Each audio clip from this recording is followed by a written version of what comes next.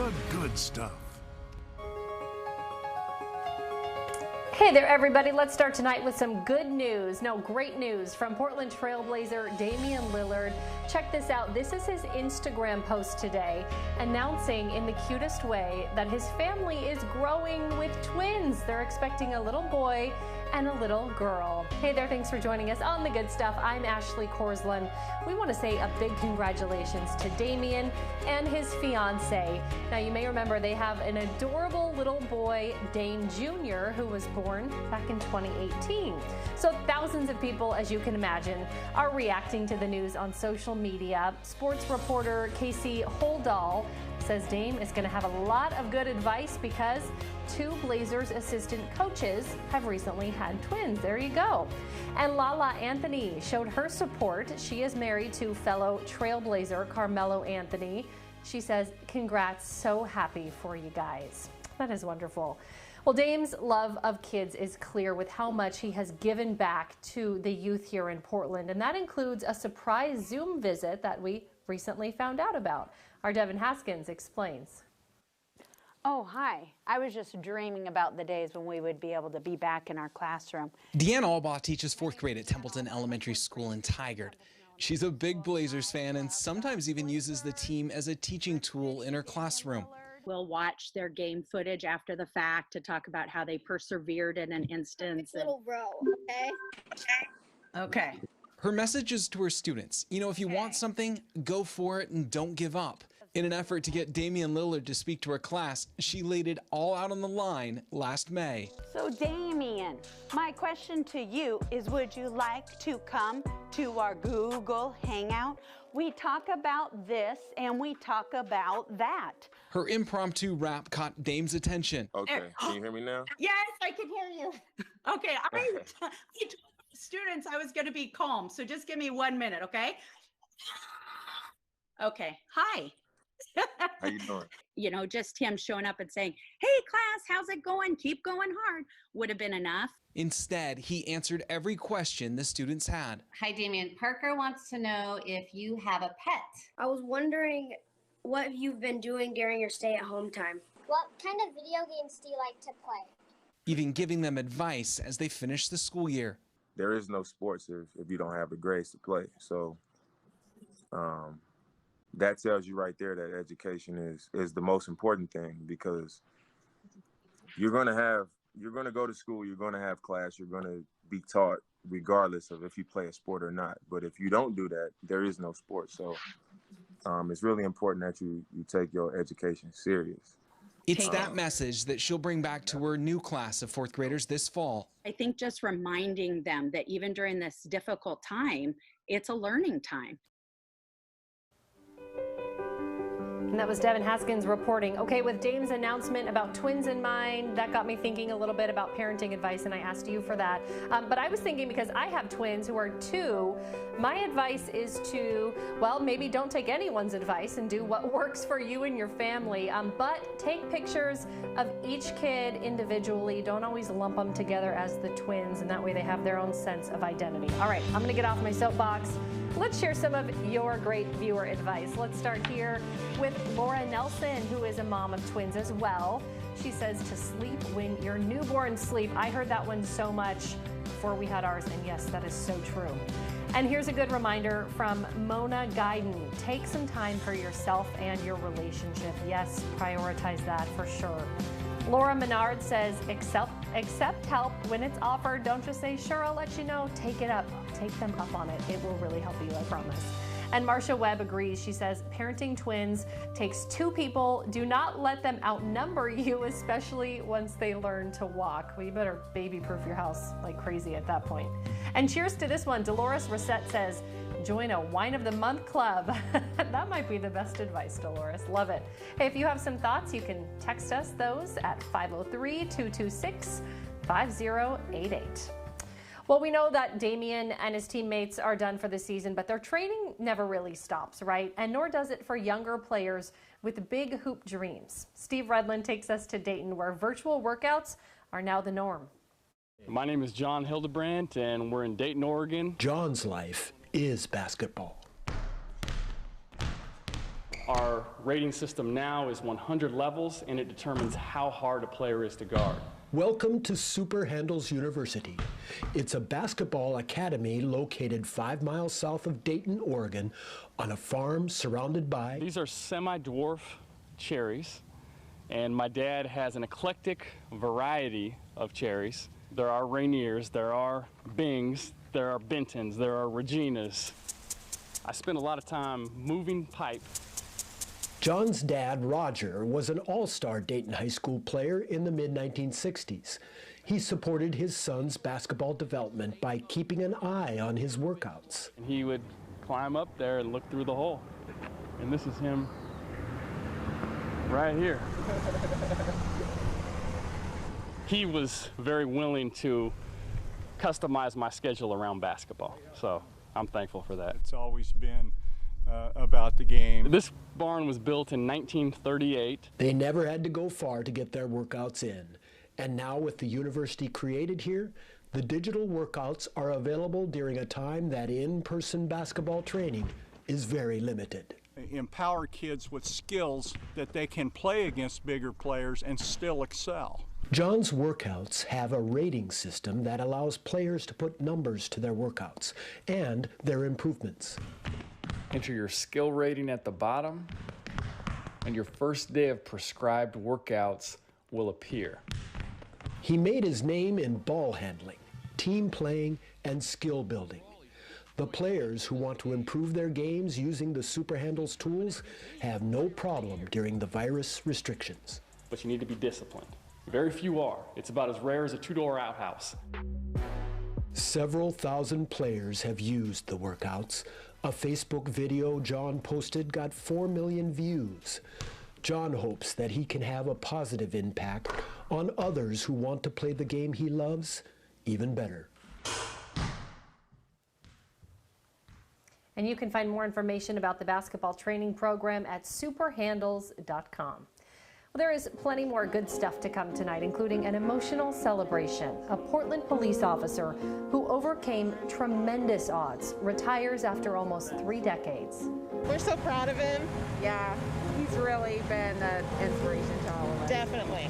I'm without words. I don't even know what to say. I'm so happy to be able to just say thank you. A hero is honored at a weekend party with all the pandemic precautions.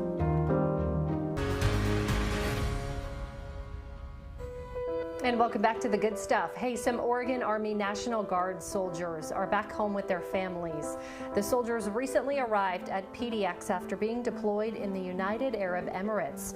Another group reunited with their loved ones at Camp Withicum in Clackamas. They spent 9 months in Africa. I love seeing these photos. More soldiers will return home from overseas tomorrow, and we just want to thank Stephen Bomar for letting us know about these wonderful homecomings. Those always bring a tear to my eye for sure. Well, this weekend, family and friends put on quite the party for a retiring police sergeant. Paul Meyer didn't let an injury stop him from rising through the ranks. Our Pat Doris shares his inspiring story. This is amazing. Yeah, it's the best day ever. Best day to be able to say thank you. Yeah. Dude, thanks so much for coming, buddy. In a large parking lot off Airport Way in Northeast Portland, a seemingly endless parade of cars and trucks slowly rolled past a man in a wheelchair. I'm without words. I don't even know what to say. He is Portland Police Sergeant Paul Meyer. Yeah, congratulations, dude. On his way out of the force after 28 years. Oh, it's fantastic. We're so proud of him. Yeah, he's really been an inspiration to all of us. Definitely. It's really a special day. Paul's wife, Mary, a former professional events planner, assigned well-wishers time slots. That way the line never stretched too far, but it went on like this for 3 hours. Guys, wow. Isn't that great? Paul's the best. I mean, totally inspirational story. It means so much to me. I gotta stop. I'm gonna start crying.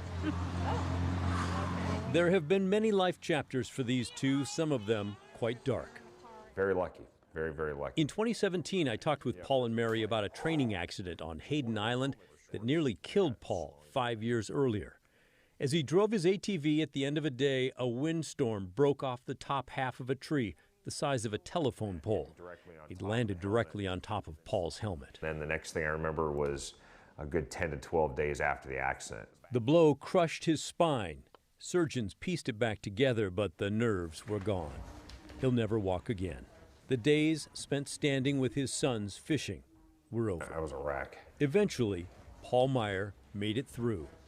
He went back to work as a cop in a wheelchair, and 3 years ago became the first paralyzed Portland police officer ever to earn the rank of sergeant. Paul Meyer. At the award ceremony, he actually stood using a special exoskeleton. There was barely a dry eye in the place. True hero, yes. This is even better. Now, after 28 years, he's ready for a new challenge. I'm without words. I don't even know what to say. I'm so happy to be able to just say thank you. My all-time favorite here. He's looking forward to whatever is next. He's only 50. Take care. But today, it was all about gratitude. All right, here we go. For the past. We are so proud of you. And the present. Yeah, it's the best day ever. Best day to be able to say thank you. Yeah. I'm gonna start crying. I gotta stop. All right, buddy. Take care, man. Thanks, buddy. Wow. And Paul didn't say what's next for him in this new chapter, but he did share some family news with us. He told us that his oldest son starts college this fall.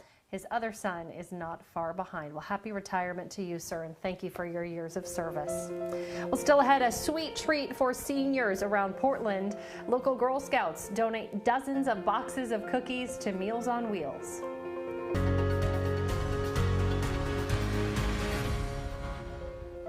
And welcome back. Some local Girl Scouts are bringing a little bit of comfort to seniors who are unable to leave their homes, and they're doing it with a delicious treat.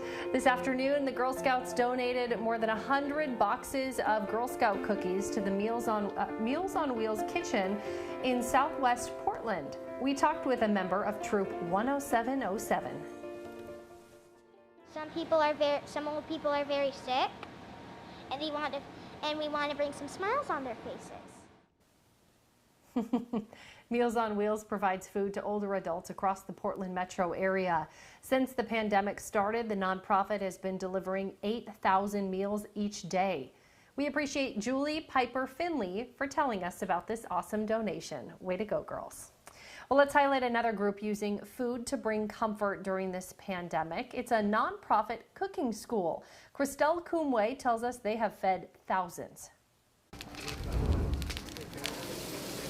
Our mission is to empower through food. Jacobson Valentine has been cooking his entire life. Something I really want to do was teach kids how to cook and teach people how to eat, healthier food. In 2016, he launched Feed the Mass, a nonprofit that offers affordable cooking classes to the community.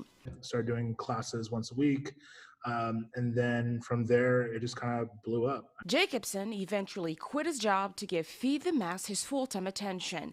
This January, they started offering cooking classes to kids and their parents at school, but then COVID-19 hit, and they had to press pause. Just killed it. A lot of our teaching is hands-on. It is one-on-one. It is big group activities.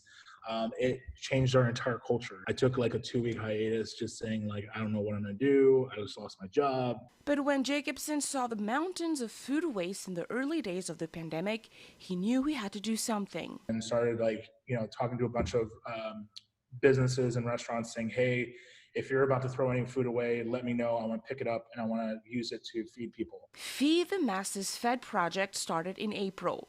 They cook and give out hundreds of free meals to people in need. They now operate out of an event space on Southeast Salmon. We started doing 3 days a week, doing 300 meals.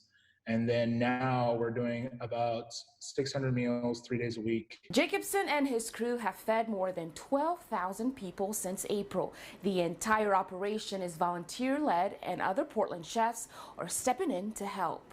When I found out about Jacobson and what he was doing, it was a no-brainer. Vitaly Paley is the chef and owner at Paley's Place, Imperial, The Crown, and Headwaters. He too was hit hard by the pandemic. Literally overnight, had to let over 200 employees either furloughed or laid off. businesses shuttered overnight. But that didn't stop him from volunteering with the Fed Project. As much as you might be in need yourself, there are people that need more than you do. And I think that's part of what went on in my head. Vitaly and many other local chefs are joining Jacobson in making clean, safe restaurant-quality food for those in need. Jacobson credits his faith for pulling him through hard times and helping others. If everybody kept thinking of the way it was like, I need to only work by myself, then we'll never have enough resources. But if we all learn how to share, there's more than enough resources. There's more than enough for everybody. While the mission is to empower through food, the hope is for Fed Project to grow and expand beyond the community. That is such a good deed. Well, free meal pickups are on Mondays, Wednesdays, and Fridays at Red East. That's on Southeast Salmon. Now, Feed the Mass is also looking for volunteers and donations, so we have more information on our website if you'd like to learn more. When we come back, a special parade for a local boy who loves garbage trucks. We will take you to Camden's 3rd birthday party up next.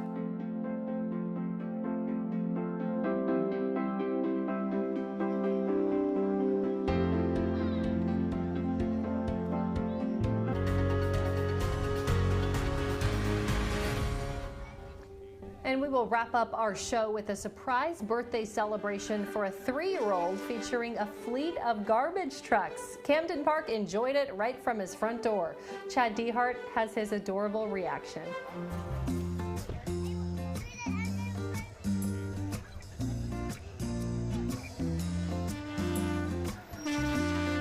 He seems to know that when 11:30 rolls around, that's Mark. Say hi. He always slows down because he knows Camden's going to run to the window or run out front. So. And Cam comes running out and he stops and talks to him and operates the claw and takes the time to connect with him. No way! No way! Happy birthday! Oh my God! Check it out!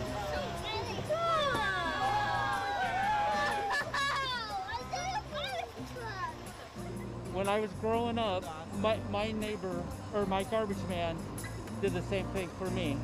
And that just left memories way back when. It makes me feel like part of the neighborhood. Happy birthday!